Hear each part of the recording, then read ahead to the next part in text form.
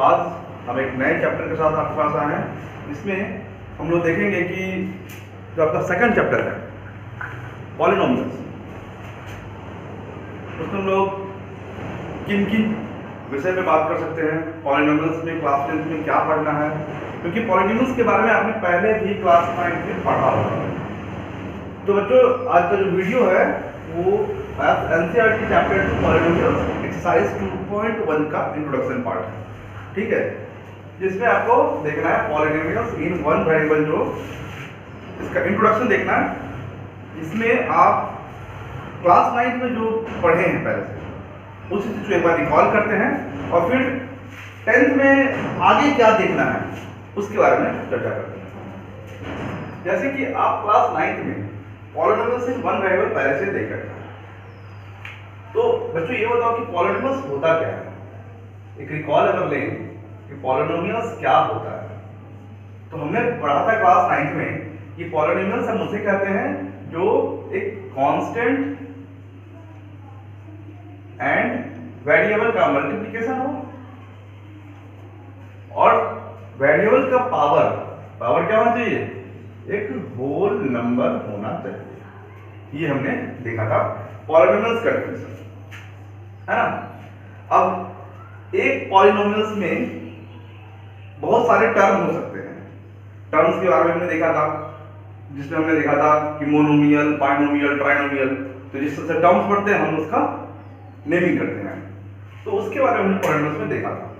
अच्छा, whole number क्या मतलब हुआ कि आपका जो वेरिएबल का पावर होगा वो 0 या उससे आगे आप कंटिन्यू इनफाइनाइट तक बढ़ते जाइए, वही उसका पावर हो सकता है। जैसे कि x to the power 2, this is a polynomial, 4x² this is a polynomial. लेकिन अगर लिखा है 4x to power -q, ये एक पॉलिनोमियल नहीं है। क्यों नहीं पॉलिनोमियल है?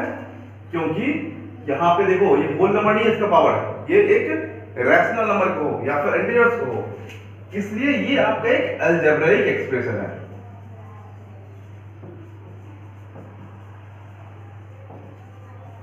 ये क्या है? अलजेब्राइक एक्सप्रेशन है। ये आपका पॉलिनोमियल है। क्यों? क्योंकि इसका जो पावर है, वेरिएबल का पावर एक होल नंबर है। अब इसमें आप एक और टर्म भी जोड़ सकते हो, जिस तरह से टर्म जो कोई फर्क नहीं पड़ता है, ये सारा आपके पॉलिनोमियल्स है। अब इसमें आपको ध्यान रखना पड़ेगा अलजेब्रिक एक्सप्रेशन कौन है और पॉलिनोमियल्स कौन है। आप इस फॉर्मूला जो आपका है उसको ध्यान रखिए, polynomials equal to constant into variable to the power whole number. अब देखो जो क्लास 9 की वीडियो में हमने क्या देखा था, क्लास 9 में देखा था कि पॉलिनोमियल्स जो है हमारे 3 तरह के होते हैं, ठीक है। कौन कौन होते हैं? तो आपके हो गए लीनियर पॉलिनोमियल, फिर आपके क्वाड्रेटिक हो गए, क्यूबिक हो गए। तो लीनियर पॉलिनोमियल में हमने क्या देखा था? लीनियर पॉलिनोमियल में हमने देखा था लीनियर पॉलिनोमियल। लीनियर पॉलिनोमियल में हमने क्या देखा था कि आपका जो पॉलिनोमियल्स होगा उसका डिग्री 1 होगा।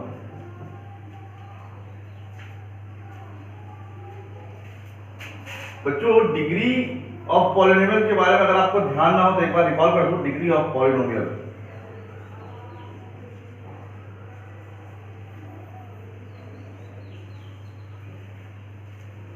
डिग्री ऑफ पॉलिनोमियल हमारा वो होता है जो कि x का पावर हुआ, मतलब x पर जितना भी पावर हुआ, x पे देखो यहाँ पे वेरिएबल जो हमारा है उस पे 1 पावर है, ठीक है, तो इसको डिग्री 1 कहते हैं, डिग्री 1। और डिग्री 1 वाले जो भी पॉलिनोमियल होंगे वो हमारे होंगे लीनियर पॉलिनोमियल, लीनियर, ठीक है। अब ऐसा हाईएस्ट पावर जो होगा वो आपका उस पॉलिनोमियल का डिग्री होगा। ऐसा भी देख लो, जैसे कि आपको क्वाड्रेटिक में क्या देखते हैं? क्वाड्रेटिक में हम देखते हैं जैसे 4x² + 1। अब देखो यहां पे आपका हाईएस्ट पावर क्या हो गया? हाईएस्ट पावर क्या हो गया 2, तो यहाँ पे इसका डिग्री क्या हो गया, डिग्री हो गया 2 और ये हो गया आपका क्वाड्रेटिक। समझे बात को, यहां हो गया डिग्री 2, यहां हो गया डिग्री 1। तो बेसिकली हमने क्या देखा कि लीनियर पॉलिनोमियल आपका वो पॉलिनोमियल होगा जिसका डिग्री 1 हो, जो जिस पॉलिनोमियल का डिग्री 1 होगा वो हमारा लीनियर पॉलिनोमियल होगा, जिसका 2 होगा वो क्वाड्रेटिक होगा, जिसका 3 होगा वो क्यूबिक पॉलिनोमियल होगा, जैसे कि 3x क्यूब 4x + 1। ठीक है, हमने इससे पहले ये भी पढ़ा था कि लीनियर पॉलिनोमियल में मैक्सिमम कितने टर्म हो सकते हैं, तो उसमें हमने देखा था n+1, मतलब जितना आपका वो डिग्री होगा n+1 आपका टर्म हो जाएगा आपका total term, where n = degree, मतलब जितना किसी भी पॉलिनोमियल का डिग्री होगा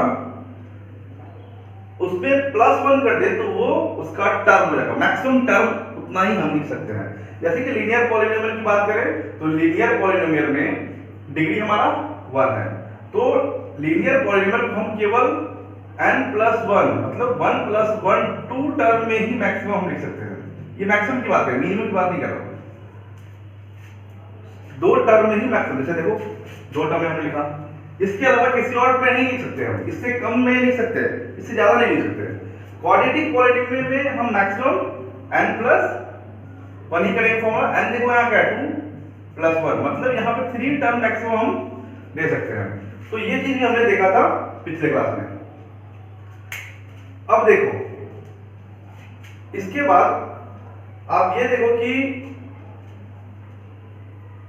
जीरो ऑफ द पॉलिनोमियल क्या होता है। यहां पे डिग्री 1 देख लिया, डिग्री 2 देख लिया, है ना। जीरो ऑफ द पॉलिनोमियल क्या होता है, इसके बारे में भी आपने कुछ पढ़ा होगा, क्लास 9 की वीडियो में देखा होगा आपने। तो जीरो ऑफ द पॉलिनोमियल वो पॉलिनोमियल हो गया जिसका वैल्यू 0 होता है। जैसे देखो क्या है, जीरो ऑफ द पॉलिनोमियल, ठीक, जीरोस ऑफ द पॉलिनोमियल। क्या हमने देखा, जिसका भी डिग्री जो है, मतलब पॉलिनोमियल जो है, जैसे कि px एक पॉलिनोमियल है, और एक ले लो जैसे कि 4x + 2 लेते हैं, ठीक है, एक पॉलिनोमियल हमने लिया 4x + 2, p आपका पॉलिनोमियल x, ये टर्म की बात कर रहा है। तो अगर कहा जाए जीरो ऑफ द पॉलिनोमियल, इसका मतलब ये होता है कि x का वैल्यू क्या हो कि आपका px polynomial of the x 0 हो जाए।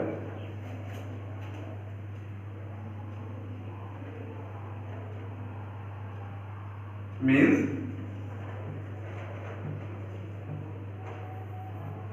what should be the value of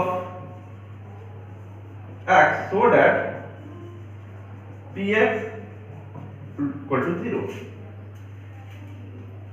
ठीक, तो अब देखो हम क्या x का वैल्यू डाल सकते हैं जिसकी वजह से px 0 हो जाए। उसके लिए क्या करना पड़ेगा, px को 0 करना पड़ेगा, px = 4x + 2 = 0। ठीक है, अभी देखो x का वैल्यू कैसे निकालेंगे, -2/4, ये इधर -1/2। तो हमने क्या देखा कि x = -1/2 is the zero of the polynomial.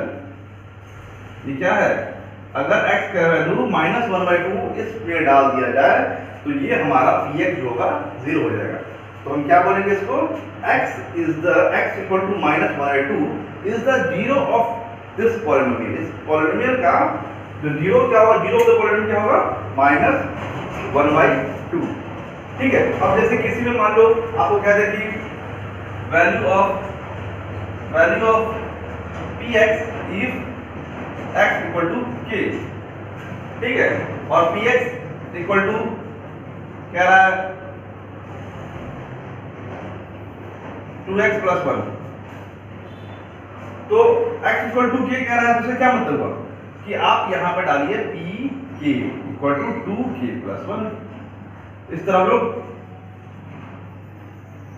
तो यहां पे क्या निकला, ये हमारा ये वैल्यू निकला pk का 2k प्लस 1। तो इस तरह से हम लोग x की जगह पे वैल्यू डाल करके, अगर मान लो यहाँ पे x इक्वल टू 1 होता तो क्या होता, 2 इंटू 1 प्लस 1 3 हो जाता। तो इस तरह से हम लोग वैल्यू निकालते हैं। अब देखो यहां तक तो हम पहले भी 9th क्लास में देखे थे। अब आगे तुम्हें यह देखना है कि क्या हम इन पॉलिनोमियल्स को ज्योमेट्रिक रिप्रेजेंटेशन कर सकते हैं, क्या इस पॉलिनोमियल्स का हम ज्योमेट्रिक रिप्रेजेंटेशन कर सकते हैं।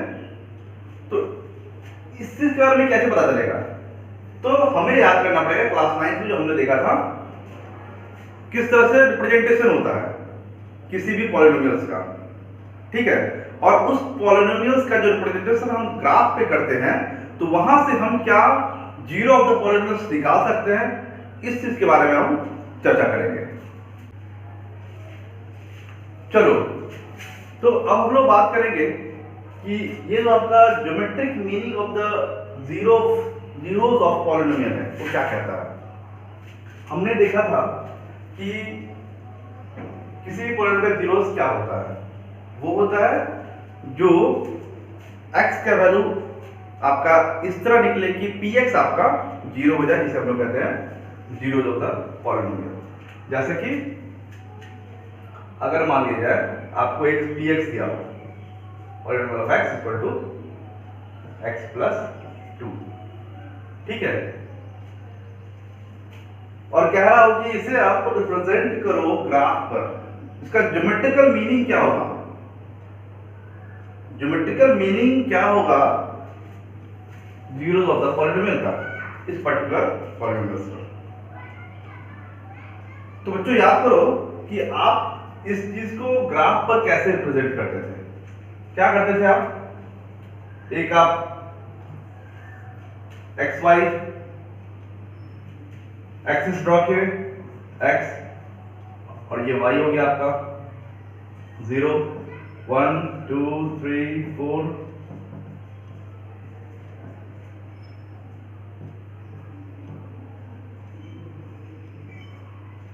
यहाँ -1 -2 -3 1 2 3 4।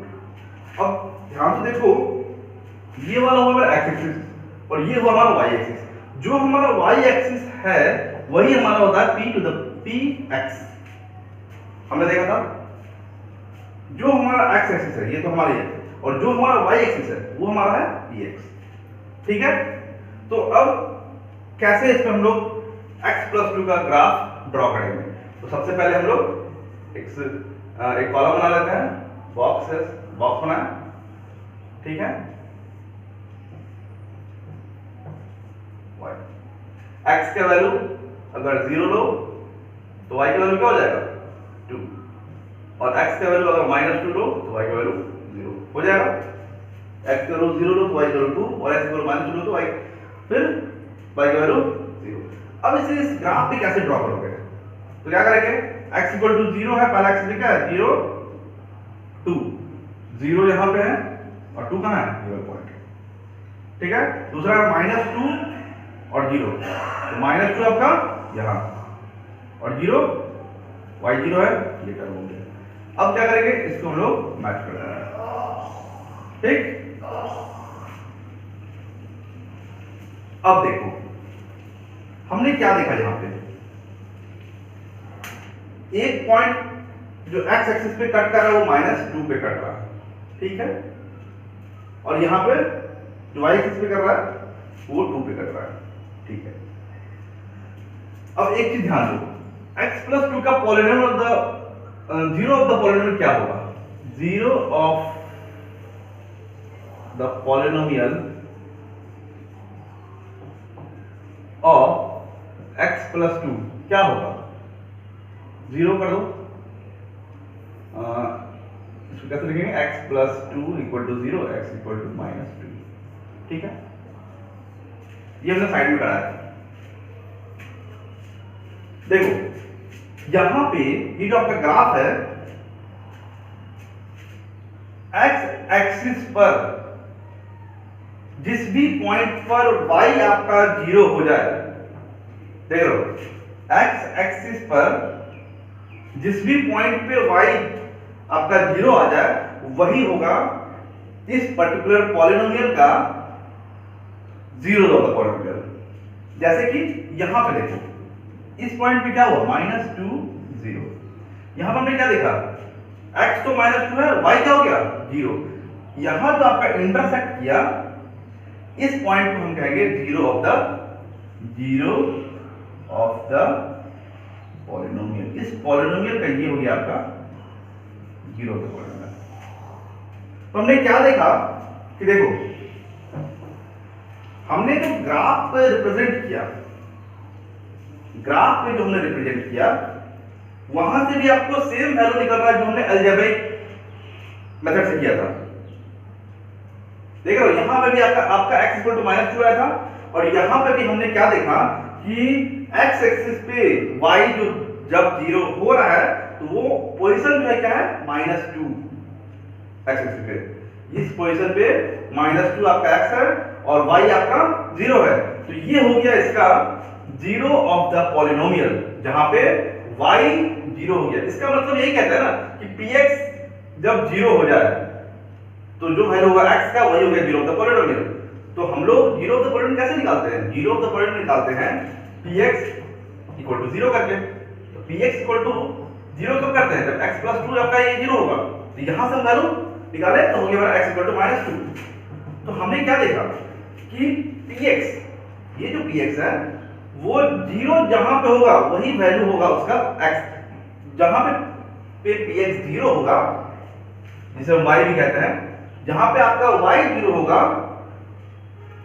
उस एक्सिस पे जिस पे इंटरसेक्ट कर रहा है, आपका x एक्सिस पे इंटरसेक्ट कर रहा है, वो पॉइंट हो गया जीरो ऑफ द पॉलिनोमियल। तो यहां पे जीरो ऑफ द पॉलिनोमियल क्या हो गया, -2।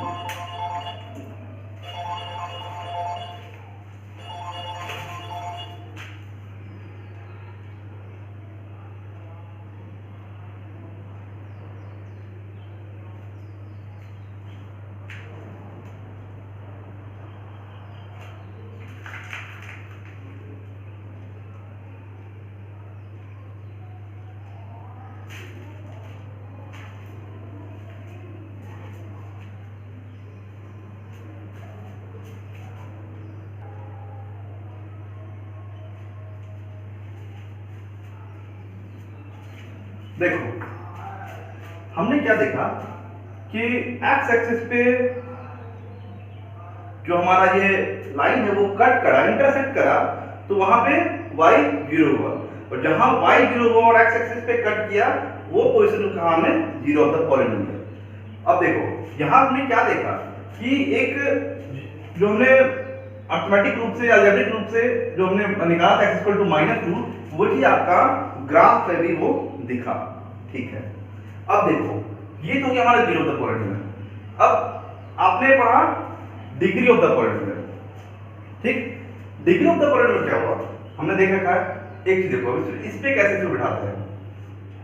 तो किसी भी ग्राफ पर जितने बार x एक्सिस को इंटरसेक्ट करे, उतना उस पॉलिनोमियल का वो डिग्री होगा।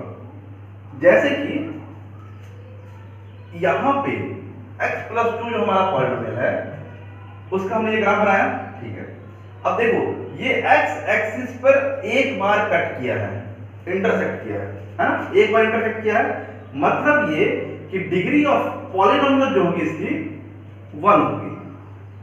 अगर ऐसा हो, जैसे कि मान लो कोई ग्राफ है, ठीक है, और वो 2 बार कट कर रही हो इस तरह से, तो इसे कहेंगे हम 2 डिग्री ऑफ पॉलिनोमियल। इसका अगर डिग्री पूछा जाए तो ये हो गया डिग्री 2। मतलब बेसिकली क्या देखा हमने कि जितने बार x एक्सिस को जितने बार ये कट हो रहा है, इंटरसेक्ट हो रहा है उतना इसका डिग्री होगा। अगर मान लो ऐसे हो,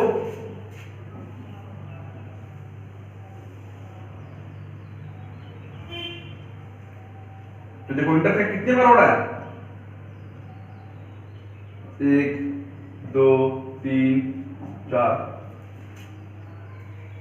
तो जितने बार हमारा एक्स एक्सिस को इंटरसेक्ट कर रहा हो उतना ही टाइम्स हम कहेंगे इसका डिग्री है। Degree equal to 4। यहां पे देखो 4 बार इंटरसेक्ट कर रहा है तो डिग्री होगी हमारा 4। तो आप इसको ध्यान रखना कि एक्स एक्सिस को जो हमारा लाइन है जितने बार इंटरसेक्ट करे तो वो हो गया हमारा डिग्री। जैसे यहां 2 बार किया तो डिग्री 2, वहां 4 किया तो 4, अगर 3 करता तो 3। यहां पे देखो ये जो हमारा पॉलिनोमियल है उसका डिग्री की बात करें तो एक ही बार इंटरसेक्ट किया है ना, तो डिग्री 1 हो गया। अब एक चीज ध्यान दो कि जो हम पॉलिनोमियल्स में हमने देखा था, लीनियर पॉलिनोमियल देखा था, क्वाड्रेटिक देखा था, क्यूबिक देखा था, तो क्या हम पॉलिनोमियल्स को देखने के बाद ये बता सकते हैं कि कितने बार ये कट करेगा? पॉलिनोमियल्स को देखने के बाद क्या हम बता सकते हैं कि कितने बार कट करेगा? चलो देखते हैं। देखो लीनियर पॉलिनोमियल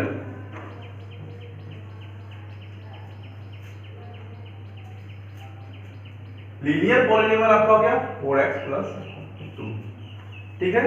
लीनियर पॉलिनोमियल आपका मैक्सिमम जो है वो एक बार ही कट करेगा और मिनिमम भी वही है इसका। मैक्सिमम हो या मिनिमम हो ये एक बार ही कट करेगा, ठीक है। अगर बात करें क्वाड्रेटिक पॉलिनोमियल की तो ये आपका मैक्सिमम 2 बार, मैक्सिमम इंटरसेक्शन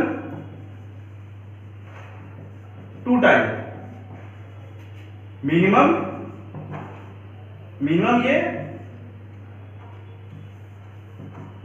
0 भी हो सकता है। मतलब ऐसा भी हो सकता है जैसे कि आप हायर क्लास में देखोगे कि इसको कहा जाता है पैराबोला। तो यहां पे एक भी इंटरसेक्शन नहीं हो रहा है ना, इसे कहा जाता है पैराबोला। हायर क्लास में देखोगे आप तो यहां तो एक भी इंटरसेक्शन नहीं हो रहा है। तो हमने क्या देखा कि क्वाड्रेटिक पॉलिनोमियल में मैक्सिमम इंटरसेक्शन 2 टाइम्स होगा और मिनिमम हो जाएगा आपका 0। उसी तरह से क्यूबिक पॉलिनोमियल में 4x³ 3x + 1 मान लीजिए, तो मैक्सिमम इंटरसेक्शन जो होगा वो होगा 3 टाइम्स, मैक्सिमम इंटरसेक्शन 3 टाइम्स और मिनिमम इसका भी मिनिमम जो होगा वो 0 हो सकता है, ठीक है। तो 0 से 3 के बीच घूमते रहेगा। तो हम लोग क्या देखें कि इंटरसेक्शन से हम लोग बता सकते हैं ये कितना डिग्री है इसका। अगर मान लो एक इंटरसेक्शन कट रहा हो 1 डिग्री हो जाएगा। अगर एक भी नहीं कट रहा, जैसे मान लो ऐसे ग्राफ हो, एक ग्राफ सोच समझ लो ऐसे हो और इस तरह लाइन दिया हुआ एक्स वाई एक्स पे। अब बता पूछ रहा है कि भाई ये आपका कितना डिग्री का पॉलिनोमियल हुआ, तो एक भी कट नहीं हो रहा है यहाँ पे, तो ये क्या हो जाता है 0 डिग्री ऑफ पॉलिनोमियल, या इसका 0 डिग्री होगा, डिग्री इसका क्या हो जाएगा 0। अगर मान लो इसी तरह से है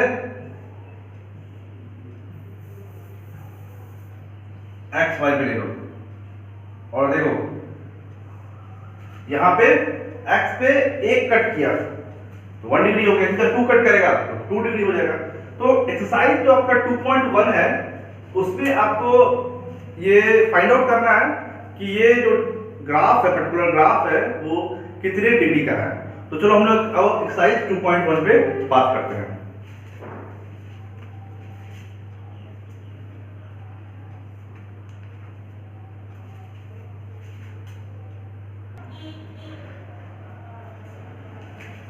तो चलो बच्चों, हमने क्या किया था, हमने ये किया था कि ग्राफ को देख करके ये पता करना सीखा था कि कैसे पता करें कि ये इस ग्राफ का जीरो क्या होगा, कितना जीरोज होंगे, जीरो तो पॉलिनोमियल कितने होंगे।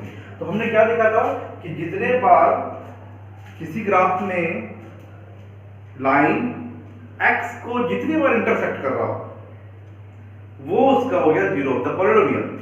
अगर एक बार कर रहा है तो आपका जीरो ऑफ द पॉलिनोमियल एक हो जाएगा, दो बार कट कर रहा हो तो दो हो जाएगा।